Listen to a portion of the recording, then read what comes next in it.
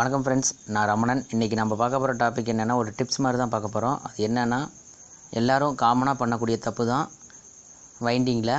இந்த ஸ்டார்டிங்க்கும் எண்டிங்க்கும், அதாவது இப்போ ஒரு காயில் ஸ்டார்டிங் காயில்னு எடுத்துக்கிட்டோம்னா அதுக்கு உண்டான ஸ்டார்டிங்கும் எண்டிங்க்கும் நடுவில் எந்த இடத்துல பேப்பர் சொருகணும் அப்படிங்கிறத, எப்படி சொருகணும் அப்படிங்கிறத இந்த வீடியோவில் பார்க்க போகிறோம்.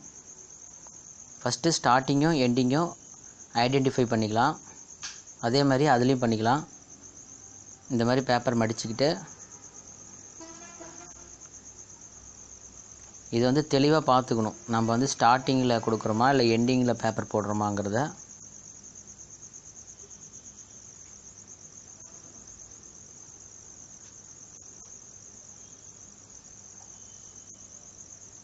இப்போ வந்துட்டு இப்போ நான் பேப்பர் போடுறேன். எண்டிங்கில் ஸ்டார்டிங் காயில் எதுன்னு பார்த்துட்டு அதுக்கும் எண்டுக்கும் நடுவில் நம்ம பேப்பர் போடணும். எப்படி போடணுங்கிறத உங்களுக்கு சொல்கிறேன். இப்போ வைண்டிங் பண்ணும்போது ரைட் சைடில் ஓட்டினீங்க அப்படின்னா அந்த கம்பியை நம்ம ரைட் சைடில் சாய்ச்சி தான் நம்ம பேப்பர் போடணும். நான் வந்து ரைட் சைடில் ஓட்டிகிட்டு போவேன். இல்லை லெஃப்ட் சைடில் ஓட்டுற மாதிரி இருந்தால் நீங்கள் லெஃப்ட் சைடில் சாய்ச்சி கம்பி போடணும். இப்போ பார்த்தீங்க அப்படின்னா நான் வந்துட்டு ரைட் சைடில் ஓட்டிகிட்டு போவேன். அதனால் ரைட் சைடில் வந்து கம்பியை தள்ளி விட்டு நான் பேப்பர் போடுறேன்.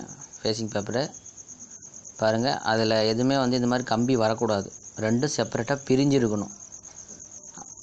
இன்கேஸ் நம்ம தப்பாக போட்டோம் அப்படின்னா எப்படி இருக்கும் அப்படிங்கிறதையும் நான் காமிச்சிடுறேன். இப்போ பார்த்தீங்கன்னா அந்த பேப்பரை நான் எடுத்துகிட்டு நான் சொன்ன மாதிரி ரைட்டில் போடாமல் லெஃப்ட் சைடில் கம்பி போட்டு நான் போடுறேன். அப்படி போட்டால் எப்படி இருக்கும், ஈஸியாக ஐடென்டிஃபை பண்ணிடலாம். இப்போ அந்த சைடு போட்டால் அப்படின்னா ஒரு லூப் அப்படியே போகும் கம்பி, ஒரு வயரு. அது திருப்பி பார்த்தா உங்களுக்கே தெரியும். அப்படி நம்ம போகும்போது என்ன ஆகும்னா எண்டுக்கு போயிடும். அப்போ என்னென்னா சீக்கிரமாக ஷார்ட் ஆகும். ஹீட் ஆச்சு அப்படின்னா சீக்கிரமாக லீடு வயர் ஷார்ட் ஆகிரும்.